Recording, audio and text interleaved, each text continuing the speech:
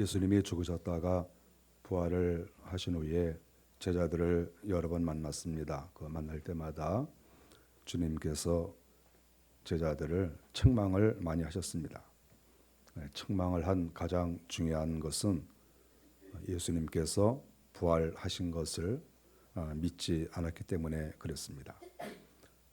예수님이 부활하신 모습을 사람들이 전해 듣고도 물론 믿지 않았습니다. 예수님을 보면은 믿을까? 또 주님이 여러 번 나타나셨거든요. 또 그래도 또 믿지 않았습니다. 믿는 사람이 별로 없었죠. 주님이 많이 나타나면 믿을까? 그래서 10번 이상을 나타나셨습니다. 또 그래도 잘 믿지를 못했습니다. 예수님께서 하늘나라에 올라가시는 그때쯤 됐습니다. 11번째 나타나신 것이죠. 그것을 사도들이 다 보고 또 500여 형제들이 보고 정말 이제 예수님께서 그동안에 그렇게 많이 나타나시고 부활의 모습을 보여주시고 이제 마지막에 하늘나라로 올라가신다. 너무 많이 본 거죠. 그런데 너무 많이 보았는데도 또 거기에서 믿지 않는 사람이 있었습니다. 그래서 마태복음 28장 17절에 보면 아직도 의심하는 자가 있더라. 이렇게 성경이 나와 있습니다. 11번씩이나 나타나는데도 믿지를 못한다. 사실 우리 인생이 이렇게 어리석고 영적인 것을 모르는 거죠. 영적인 것이 막혀 있고 그 성령이 말씀하시는 것을 들을 수 없는 그런 귀를 가지고 있는 사람은 10번을 말하고 100번을 말해도 못 알아들어요. 이것이 불행하고 불쌍한 것이죠. 어떤 사람은 영적인 것을 예수 그리스도의 부활이나 천국에 대해서 한 번만 말을 해도 딱 알아듣고 딱 겸손하게 엎드려서 주님을 믿고 주님을 고백하고 회개하고 울고 그런 사람도 사실 많이 있어요. 어떤 사람은 이야기하고 또 이야기하고 또 이야기하고 아무리 가르쳐줘도 부활의 주님을 잘 믿지 못하고 성령께서 우리 속에 들어오신다. 또 우리가 장차 저 하늘나라에 올라가야 된다. 이런 것들이 지식적으로는 혹시 믿어질지 모르지만 마음에 내 영혼이 그것을 받아들이지 못하는 사람들이 너무 많은 것이죠. 예수님이 살아계실 때 그리고 예수님이 직접 부활해서 자기의 모습을 보여주었는데도 사람들이 그것을 못 믿으면 오늘날에 어떻게 사람들이 예수님을 믿을 수가 있겠어요? 그래서 오늘날의 예수 그리스도의 죽으심과 부활을 믿고 천국을 믿는 사람들은 정말 복이 많은 사람들인 거예요. 보고도 믿지 못하는 사람들이 그렇게 많이 있었는데 우리는 성경을 읽으면서 예수 그리스도의 나타나심을 직접 내가 목격한 것은 아니지만 그래도 성령께서 내 속에 역사하시고 주님께서 우리에게 말씀으로 가르쳐 주셔서 이 말씀을 믿으면서도 내 마음에 믿어진다. 내 마음에 성령이 역사하시고 내 마음에서 믿음이 생기고 내 마음에서 주님을 받아들일 만한 이런 마음이 생겼다. 우리가 이런 것은 하나님께로부터 믿음의 그 선물을 받은 것이고 이거는 정말 감사하고 영광스러운 일이다. 이렇게 말할 수가 있습니다. 오늘 본문에 보니까 주님께서 제자들에게 하시는 말씀이 책망을 많이 하셨죠. 그리고 나서 15절에 보니까 또 이르시되 온 천하에 다니며 만민에게 복음을 전파하라 이렇게 가르쳐 주셨습니다. 복음이라고 하는 것은 무엇입니까? 주님께서 너희가 지금까지는 유대인에게만 복음을 증거했는데 이제는 만민에게 복음을 전파하라. 이방인에게도 복음의 문을 열어주신 거지요. 이제 세상이 변했어요. 우리가 세상은 자꾸 변해요. 구약교회가 문을 닫은 거예요. 구약교회가 문을 닫고 신약교회가 세워진 거예요. 예수님이 부활하시고 오순절 마가의 다락방에서 성령을 체험하고 나서 이제 명실공히 신약교회가 출발을 한 거예요. 구약교회는 구약교회로서 배울 점이 있지만 버릴 것이 많이 있죠. 그래서 이제 새로운 교회가 세워진 겁니다. 그러면서 너희가 복음을 증거하라. 그 복음이 무엇입니까? 옛날에 전하지 못했던 내용, 곧 예수 그리스도께서 죽으셨다가 다시 사셨다. 그리고 다시 주님께서 이 땅에 오실 것이다.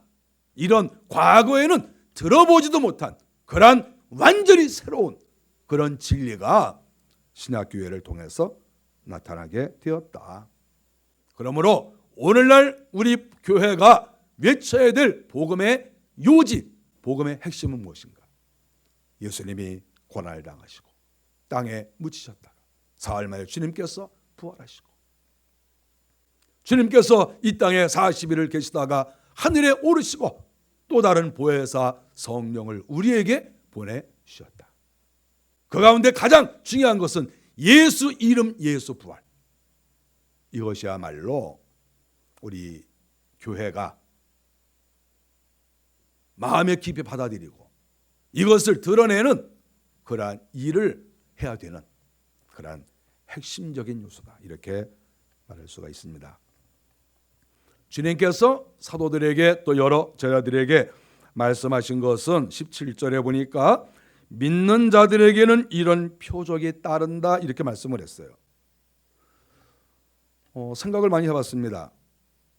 여기에서 주님이 말씀하시는 믿는 자란 무엇일까? 우리가 오늘 여기에서 믿는 자에 대한 이야기가 쭉 나오고 있습니다.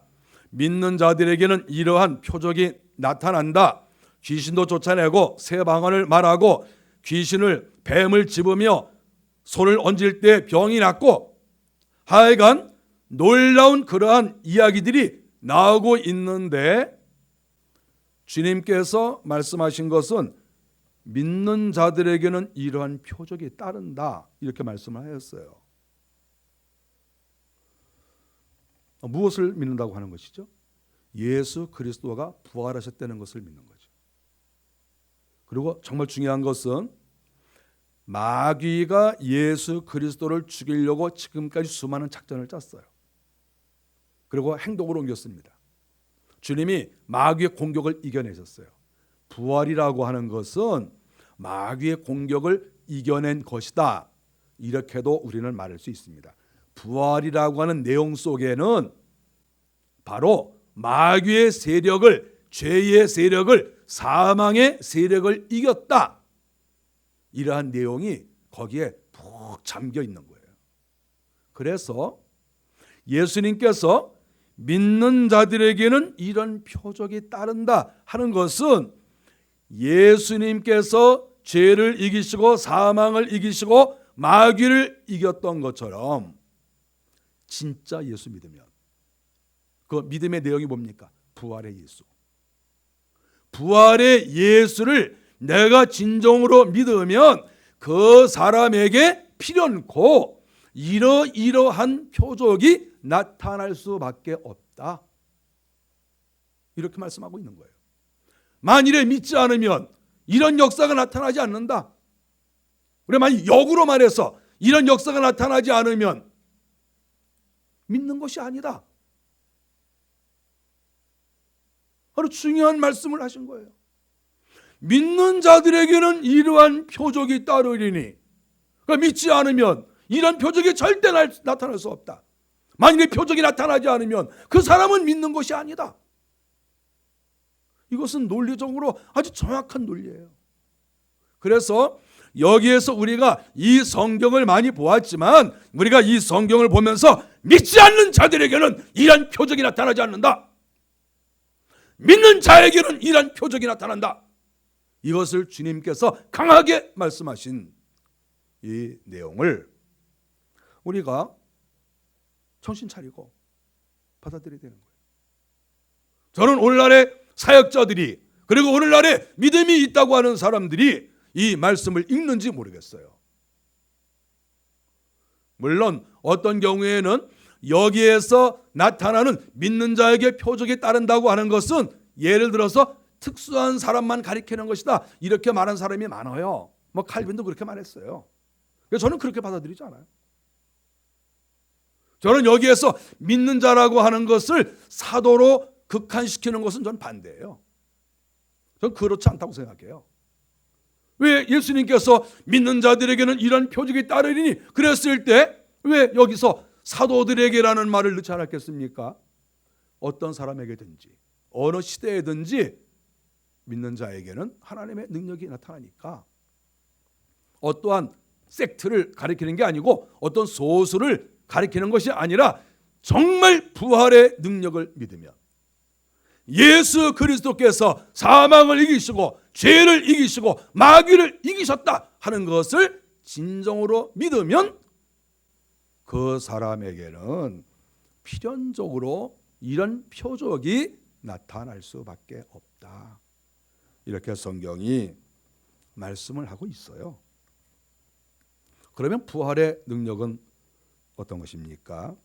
오늘 17절에 보니까 내 이름으로 귀신을 쫓아내며 이렇게 말씀을 했습니다.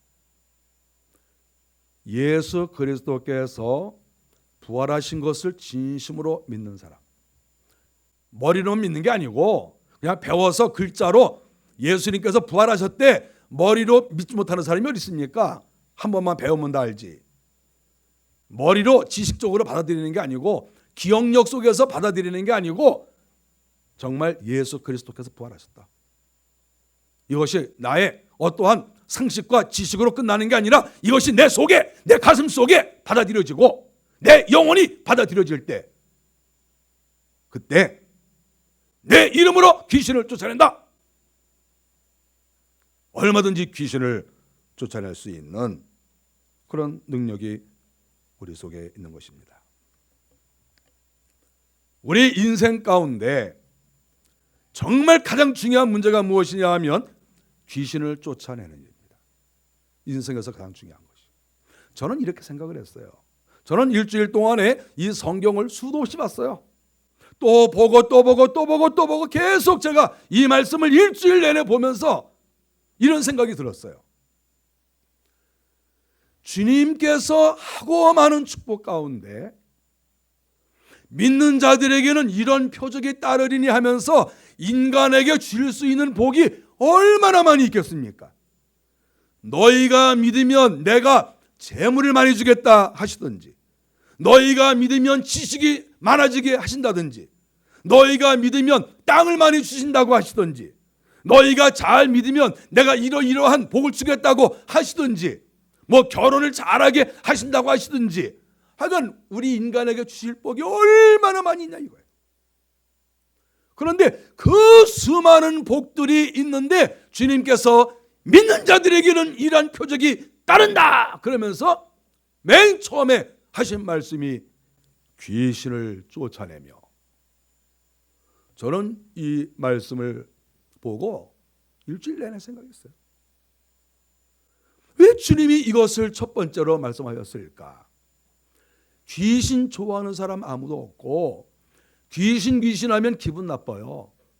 여러분 어떻습니까? 귀신 그러면 좋습니까? 어떤 분은 제가 귀신 그러면 목사님은 하나님 얘기는 안 하고 자꾸 귀신 얘기만 합니까? 그런 분도 있어요. 저도 귀신 얘기하고 싶지 않아요. 근데 성경에 써 있어요. 누가 귀신 얘기하고 하는 거 좋겠습니까? 하나님 얘기하고 예수님 이야기하고 하나님께서 우리에게 복을 주신다 그런 얘기하고 싶은 거 당연한 거 아니에요? 누구든지.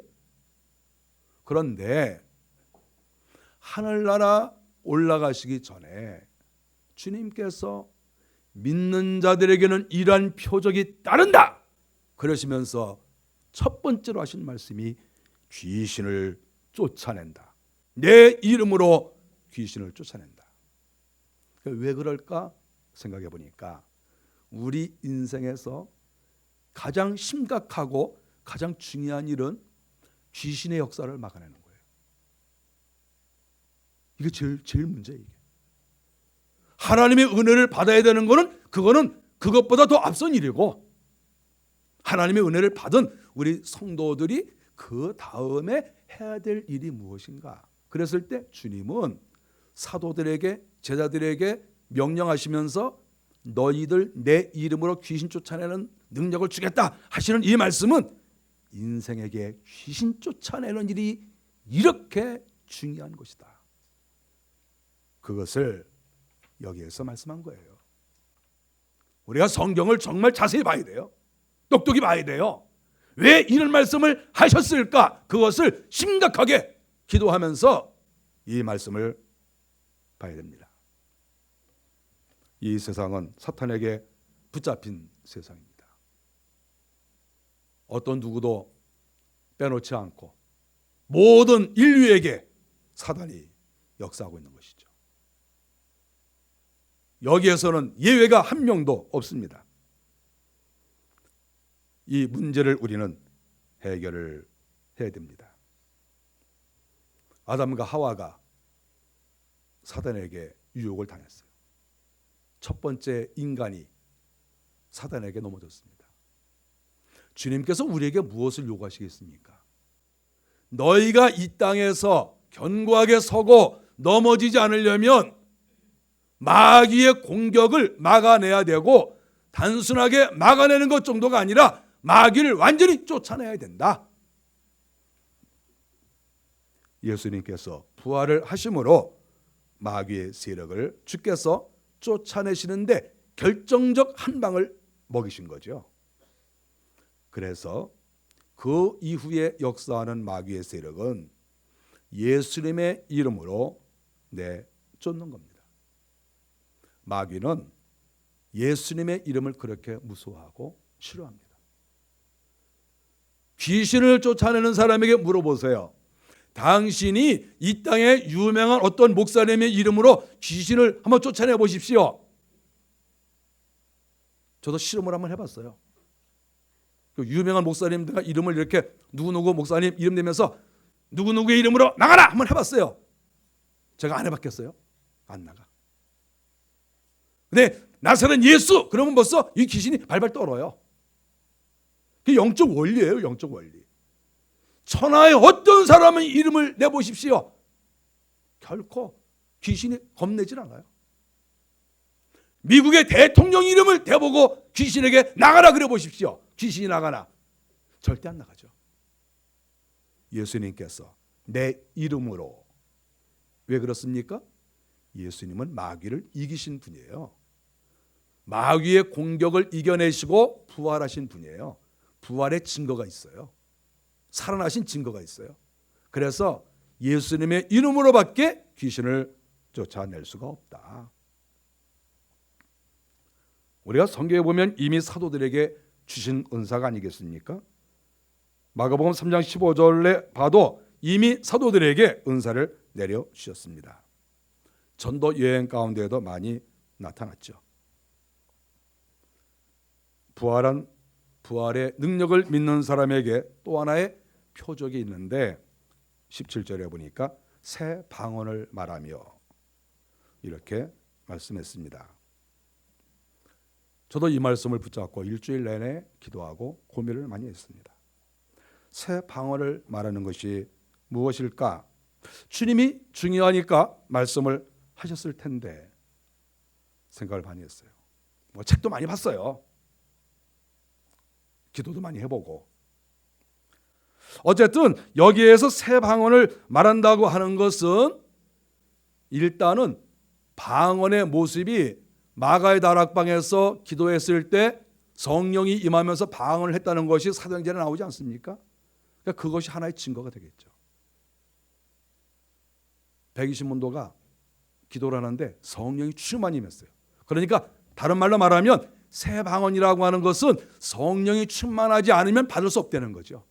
예수를 믿는다고 새 방언을 하는 것이 아니고 마가의 다락방에서 보여준 것처럼 성령에 충만해야 새 방언이 그 입에서 나온다는 거예요.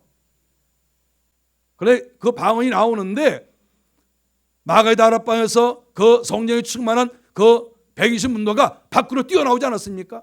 그래서 밖에 수많은 사람이 있었어요. 그때 방언으로 막 말했습니다. 근데 거기에서 사람들이 뭐라고 그랬습니까? 우리의 난 곧 방언으로 듣는 것이 무엇인가? 방언을 막 말했는데 이 듣는 사람들은 자기의 고향 말로 자기가 알아들을 수 있는 말로 막 들었어요. 근데 그 말이 무슨 말이겠습니까?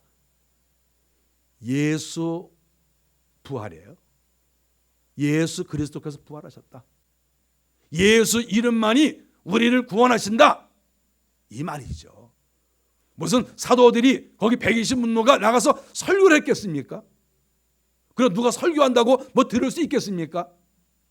짧은 말이지만 예수 이름 예수 부활 이것을 증거한 거죠. 성령에 충만하니까 이런 말이 저절로 나와요.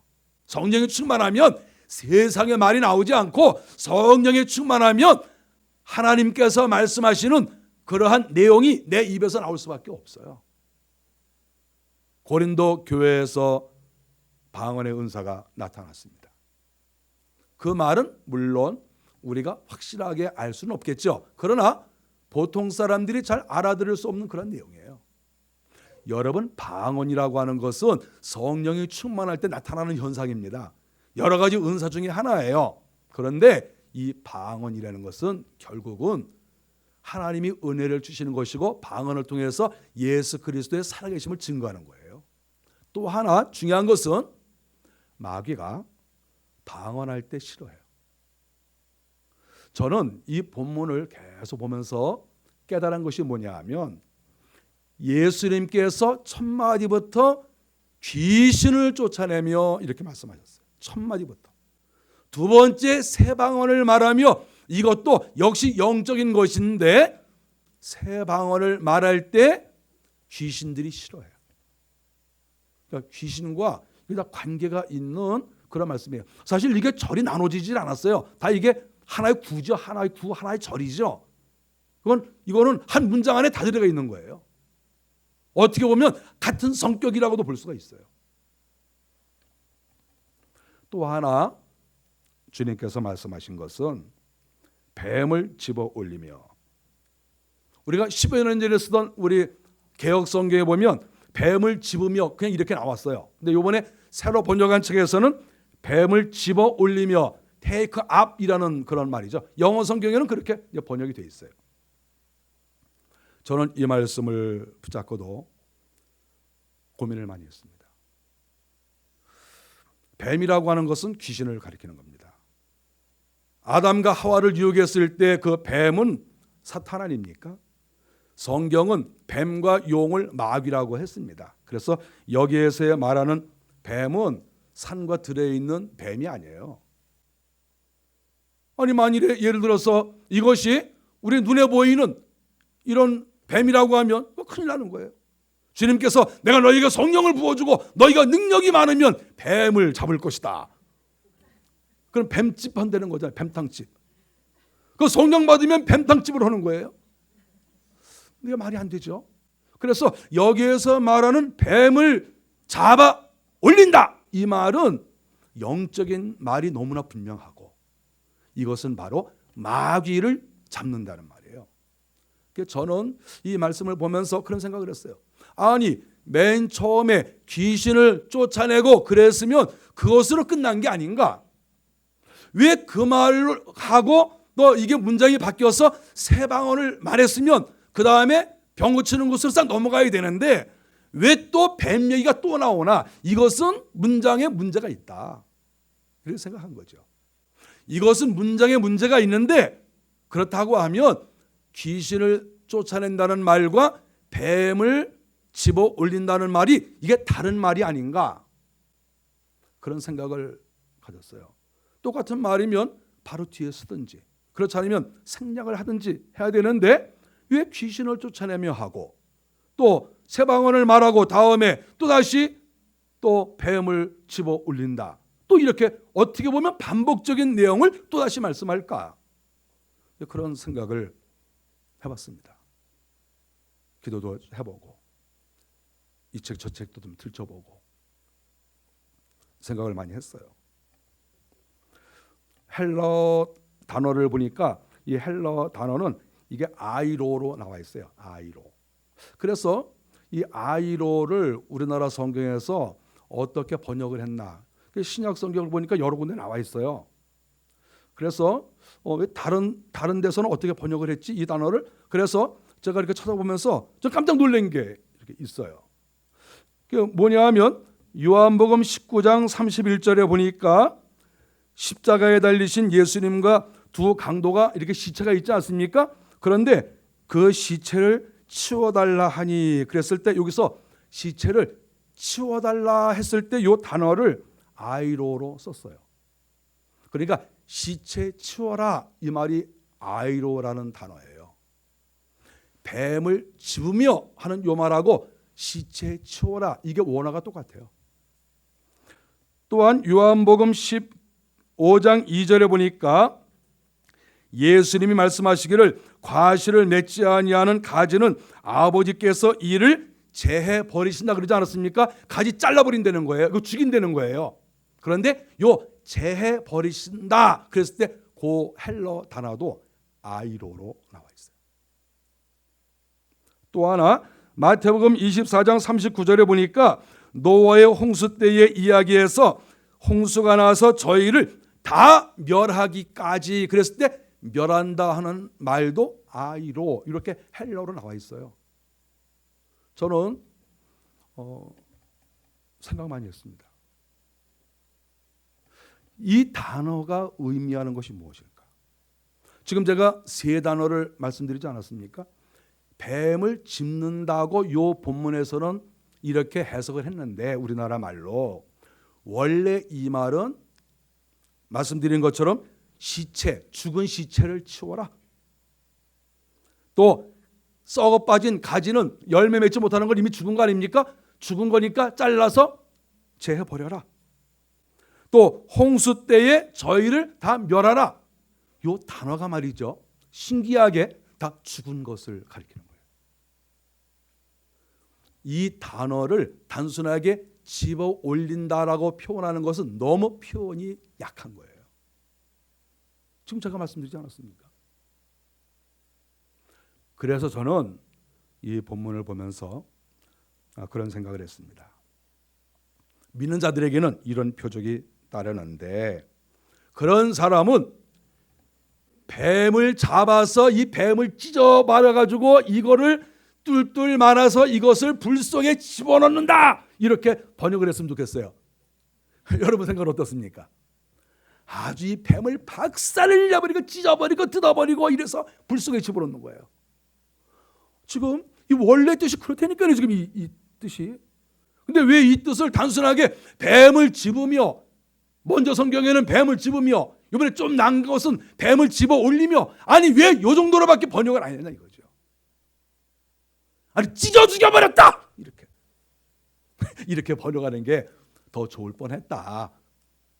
번역하신 분들이 다 알아서 했겠죠. 근데 제가 이 성경을 읽으면서 그런 생각을 했어요.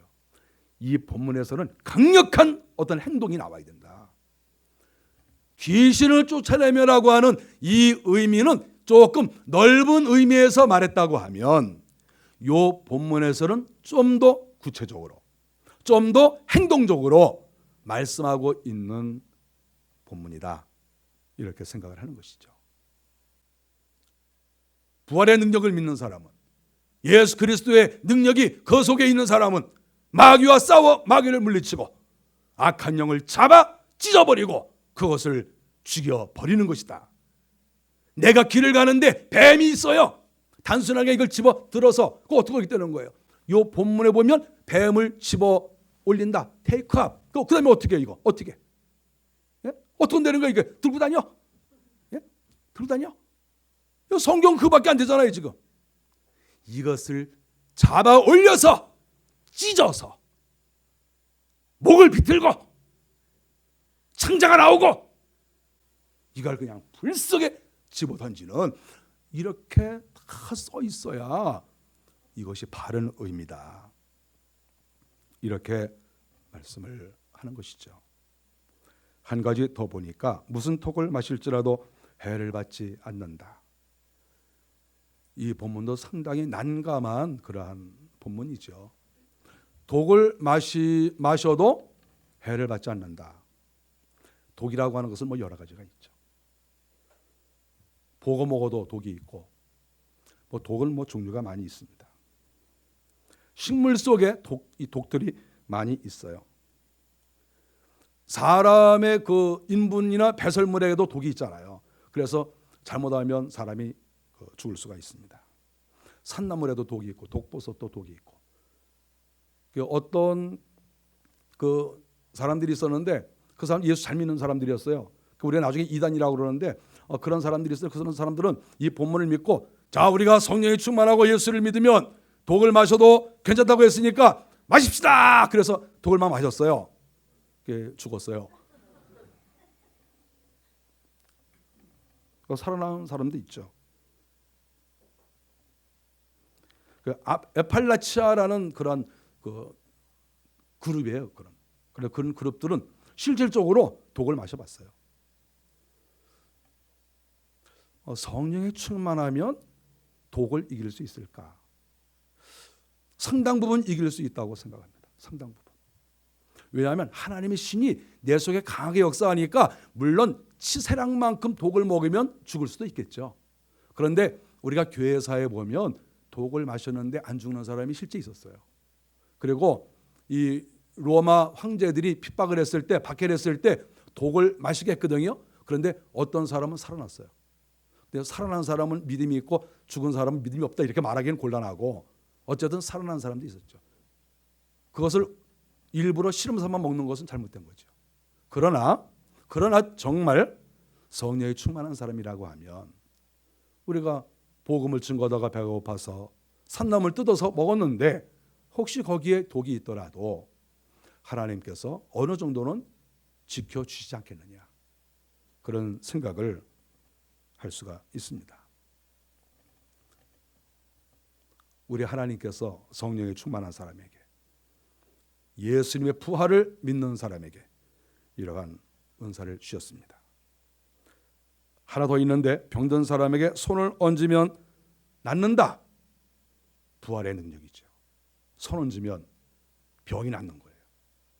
이것이 믿음이 있는 사람에게, 부활의 능력을 믿는 사람에게 내리시는 하나님의 은혜다. 이렇게 성경이 가르쳐주고 있습니다.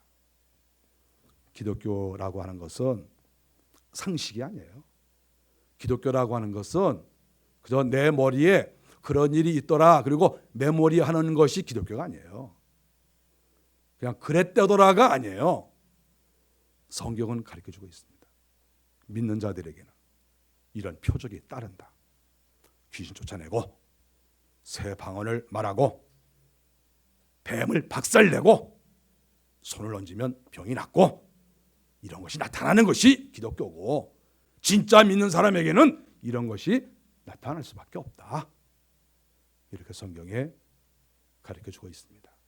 어떤 사람에게는 이것이 다 나타날 수 있고 어떤 사람에게는 한두 가지가 나타날 수가 있겠죠.